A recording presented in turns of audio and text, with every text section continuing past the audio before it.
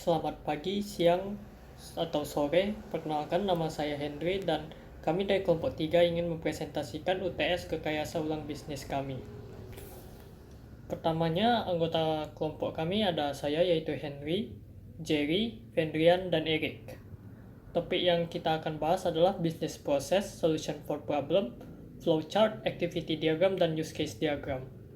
Untuk pertama proses bisnis, aplikasi kita dimulai dengan dua user, yaitu user employer dan user job seeker. Proses bisnis aplikasi ini dimulai dengan user employer melakukan login dan membuat lowongan kerja yang baru. Setelah itu user job seeker melakukan login dan menggunakan fitur search untuk mencari pekerjaan part-time. Setelah user job seeker menemukan pekerjaan part-time yang sesuai, maka user job seeker dapat melamar pekerjaan itu. Saat user employer menerima lamaran kerja tersebut, maka user job seeker dapat bekerja pada tempat tersebut. Dan setelah user job seeker selesai melakukan pekerjaan, maka user employer akan membayar user job seeker. Lalu untuk proses bisnis aplikasi part-time user umum, pertama buka aplikasi, lalu pengguna umum mendaftar aplikasi menggunakan email dan password, lalu mengisi data yang diperlukan seperti nama, umur, nomor telepon, dan lokasi. Setelah itu kode OTP atau one time password dikirim ke nomor telepon pengguna untuk menjalani verifikasi. Setelah melewati verifikasi, pengguna akan ditawarkan free trial untuk mengakses fitur aplikasi secara gratis selama 30 hari atau membayar dulu. Pengguna diberi pilihan antara pengguna yang bertujuan untuk mencari kerja atau user job seeker, atau pengguna yang bertujuan untuk memasang lowongan kerja part-time atau disebut user employer. Lalu untuk proses bisnis user job seeker, pertama pengguna membuka aplikasi. Setelah itu login aplikasi menggunakan email dan password. Setelah itu mengupload CV dalam bentuk foto pada menu CV di dalam aplikasi. Setelah itu menggunakan fitur search pekerjaan berdasarkan skill yang dicari, pendapatan, dan lokasi pekerjaan. Setelah ketemu pekerjaan, menekan tombol apply untuk melamar pekerjaan tersebut dan menunggu balasan dari pembuat lowongan pekerjaan. Selanjutnya, pengguna mengerjakan pekerjaan yang tertera pada aplikasi dan menerima pembayaran dari pembuat lowongan pekerjaan. Setelah diterima, maka pekerjaan tersebut masuk dalam riwayat pekerjaan. Lalu terakhirnya pengguna employee dapat menulis review terhadap perusahaan. Untuk proses bisnis aplikasi part-time bagian user employer, pertama buka aplikasi. Setelah itu login aplikasi menggunakan email dan password. Lalu mengisi data nama perusahaan, lokasi, dan bidang industri. Lalu menggunakan fitur post job untuk memasang lowongan kerja dan mengisi lokasi kerja, jenis pekerjaan, durasi pekerjaan, dan pendapatan pekerjaan. Setelah itu menunggu orang melamar kerja, lalu memilih orang yang cocok berdasarkan profil CV pada pelamar kerja. Lalu membayar pekerja setelah pekerjaan selesai, dan terakhirnya pengguna employer dapat menulis review terhadap employee part-time. Lalu untuk solution to problemnya itu pertama problemnya. Aplikasi kami bertujuan untuk mengatasi masalah susahnya mencari pekerjaan part-time di Indonesia. Hal ini juga disebabkan karena Indonesia belum ada platform untuk mencari pekerjaan part-time secara khusus. Solusi yang kami tawarkan adalah dengan membuat aplikasi part-time yang merupakan platform pencari kerja part-time. Manfaatnya adalah bagi user employer dapat mencari pekerja sesuai kebutuhan dengan mudah. Lalu manfaat bagi user employee adalah dapat mencari pekerjaan part-time secara mudah. Sekian presentasi dari saya, selanjutnya akan dilanjutkan oleh anggota kelompok saya yang lain. Terima kasih. Terima kasih Henry. Selanjutnya akan dijelaskan oleh saya Erik. Di sini yang saya jelaskan adalah flowchart kami. Flowchart kami dapat dilihat yang pertama adalah start. Setelah start dia akan masuk ke dalam bagian login. Login ini nanti ada bagian pilih punya akun. Kalau no nanti dia registrasi. Setelah registrasi dia akan kembali ke login. Kalau enggak, kalau yes dia akan masuk sesuai role. Masuk sesuai role, kemudian ada dua role. Satu job seeker dan satu lagi employer. Saya akan jelaskan yang employer dulu. Pertama mengisi profil pribadi, mengisi profil perusahaan, kemudian memasang lowongan pekerjaan. Untuk job seeker dia mengisi profil pribadi juga, mencari pekerjaan, terus pada saat menemukan pekerjaan maka dia akan apply ke pekerjaannya. Kalau belum menemukan pekerjaan dia akan kembali lagi. Nah, di sini baru berhubungannya kalau udah diterima maka akan dilanjutkan ke melakukan pekerjaan. Tapi kalau belum diterima maka akan kembali lagi untuk menemukan pekerjaan. Nah, setelah melakukan pekerjaan, maka dia akan dibayar atau membayar. Dan end. Sekian saja dari saya, selanjutnya akan dijelaskan oleh Fendrian.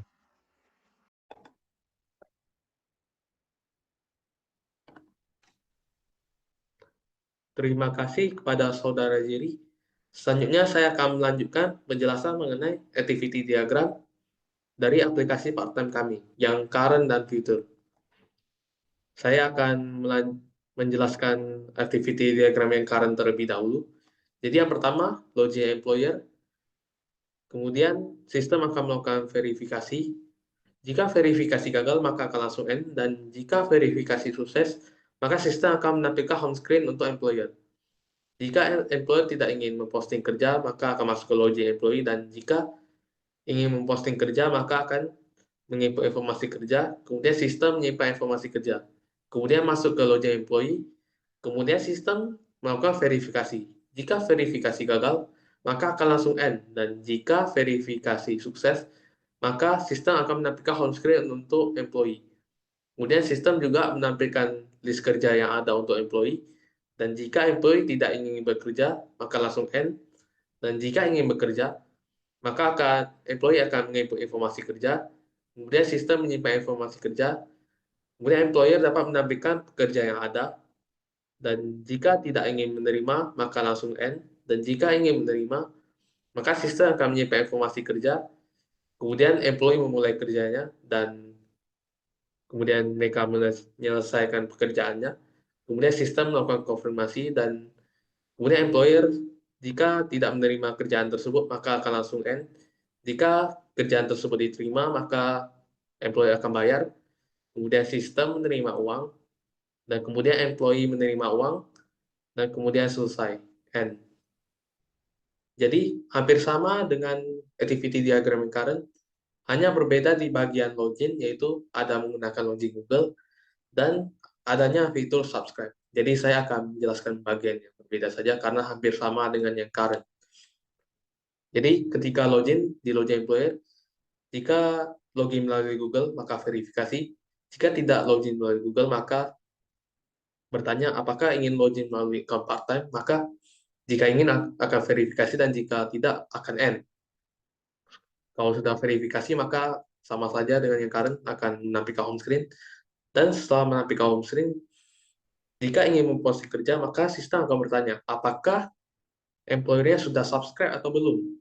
Jika sudah subscribe maka langsung dapat menginput informasi kerja, dan jika belum subscribe maka akan menampilkan pop-up subscribe. Dan apakah employer ingin subscribe? Jika tidak ingin, maka akan masuk ke login employee, dan jika ingin, maka akan melakukan subscribe. Kemudian sistem menyimpan informasi subscribe, kemudian bisa menginput informasi kerja seperti biasa.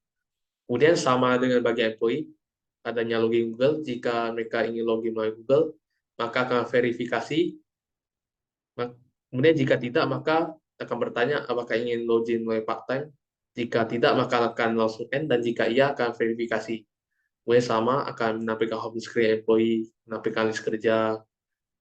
Dan di bagian sini, jika ingin bekerja, maka sistem akan bertanya apakah sudah subscribe atau belum. Jika sudah subscribe, dapat menginput informasi kerja seperti biasa. Dan jika belum subscribe, maka akan menampilkan pop-up subscribe.